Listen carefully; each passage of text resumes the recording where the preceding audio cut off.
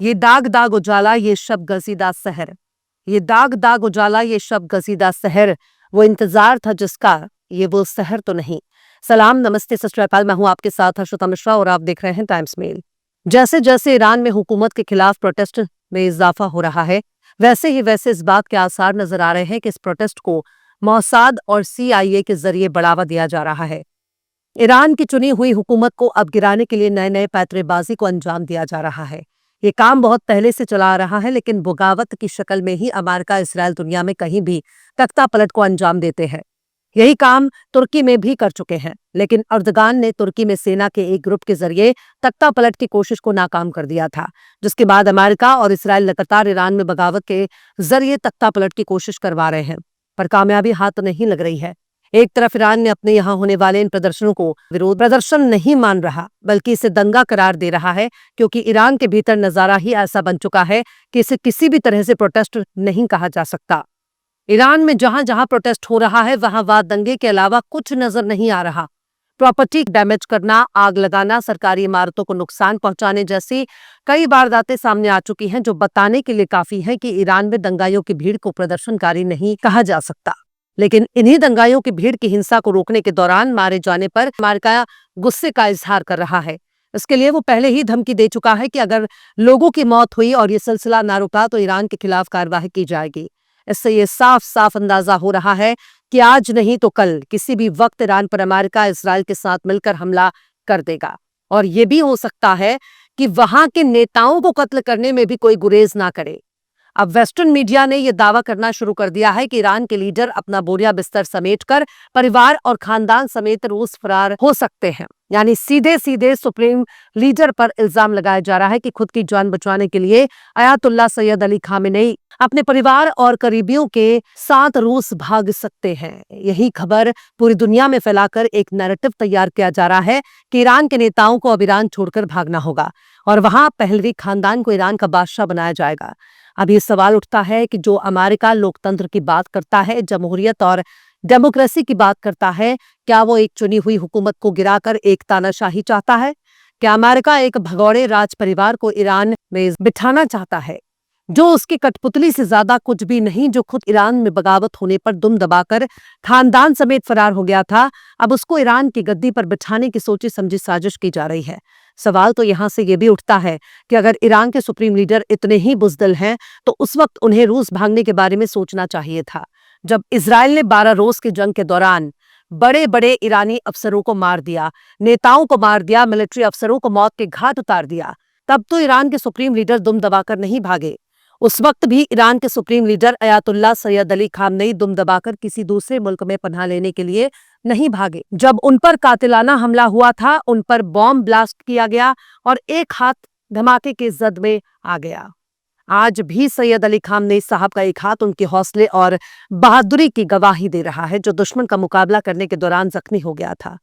उनका एक हाथ बेहद कमजोर है, जो बता रहा है कि उनका एक हाथ इसलिए भी कमजोर हुआ क्योंकि सैयद अली खामेनेई आत्मघाती हमले को नाकाम करने के लिए दुश्मन से ही भिड़ गए थे।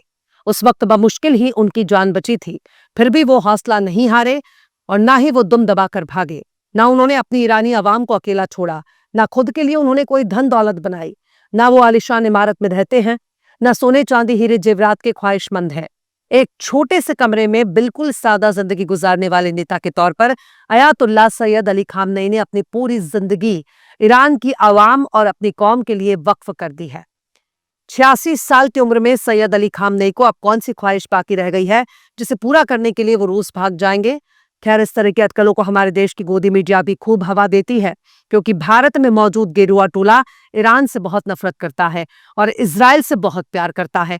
शायद ईरान से इसलिए भी नफरत करता है क्योंकि ईरान एक इस्लामिक देश है, ईरान एक मुस्लिम देश है।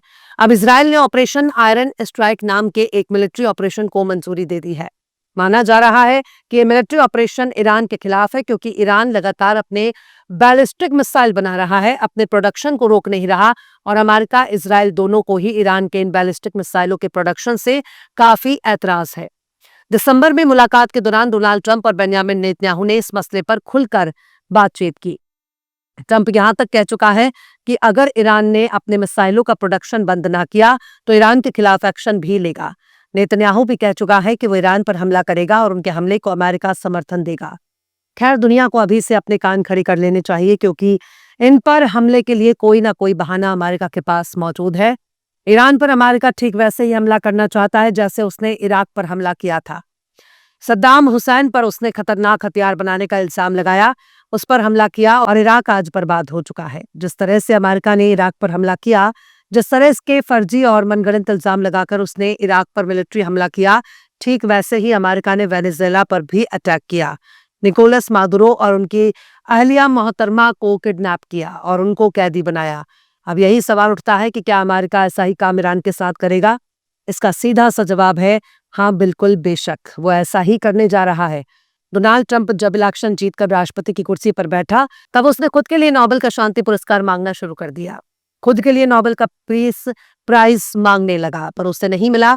वो खुद को जंग खत्म करने वाले शख्स के तौर पर पेश करने लगा था और दावा करने लगा कि वो जंग के खिलाफ है, कहीं भी जंग होने नहीं देगा। पर ईरान पर हमला करके उसने साबित कर दिया कि हाथी के दांत दिखाने के और खाने के और होते हैं। उससे ये भी साबित हो गया कि अमेरिका ऊपर कभी आत्माद नहीं करना चाहिए। अमेरिकी भरोसे के लायक नहीं होते, कहीं और जाने की जरूरत नहीं है। खुद हमारे देश भारत में ही देख लीजिए, डोनाल्ड ट्रंप के लिए क्या से क्या देखने को नहीं मिलता। मंदिर बनाकर उसकी पूजा हुई, उसे भगवान मानने वाले लोग भी हमारे ही देश में मौजूद हैं और इसी अमेरिका के लिए हमारे मोदी जी कुछ भी कर गुजरने के लिए तैयार हैं। आज वही डोनाल्ड ट्रंप भारत पर नजरें टेढ़ी करके बैठा हुआ है। मोदी जी की यारी दोस्ती की कीमत पूरा देश चुका रहा है और इसकी कीमत के एवज में सिर्फ बर्बादी और रुसवाई ही नजर आ रही है। डोनाल्ड ट्रंप ने अभी हाल ही में खुल्लम खुल्ला ऐसा बयान दे दिया जिससे न सिर्फ मोदी जी की इज्जत की लंका लगा दी, बल्कि पूरी दुनिया में भारत की फॉरेन पॉलिसी को शर्मसार कर दिया। वो ये कहने से बिल्कुल बाज नहीं आ रहे कि नरेंद्र मोदी मुझे खुश करने में लगे रहते हैं, मेरी खुशामद करते हैं, क्योंकि मैं उनसे नाराज हूं। और भी बहुत कुछ डोनाल्ड ट्रंप ने मोदी जी का नाम लेकर कहा है, जिसे खुल्लम खुल्ला कहने में भी शर्म आ रही है। लेकिन सवाल तो ये उठता है कि अमेरिका किसी को भी निशाना बना सकता है? क्या वो खुद को पूरी दुनिया का असली वाला विश्वगुरु मान बैठा है?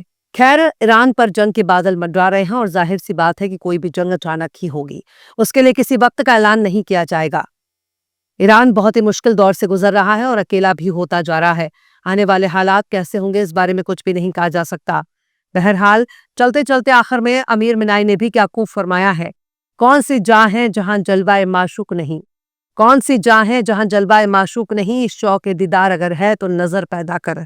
फिलहाल इस खबर में बस इतना ही। यह एपिसोड आपको कैसा लगा कमेंट बॉक्स में जरूर से बताइए। पसंद आए तो लाइक करें, शेयर करें और बेबाक निष्पक्ष स्वतंत्र पत्रकारिता को सपोर्ट करने के लिए आप हमारे चैनल टाइम्स मेल को जरूर से सब्सक्राइब करें और हाँ, बेल आइकन की घंटी वाली बटन आप जरूर से दबा दें ताकि आपको हमारे आने वाले नए वीडियो की नोटिफिकेशन फौरन ही मिल जाए। फिर मिलता है किसी और वीडियो में एक नई खबर के साथ। हर्षिता मिश्रा को दीजिए इजाजत। जय हिंद।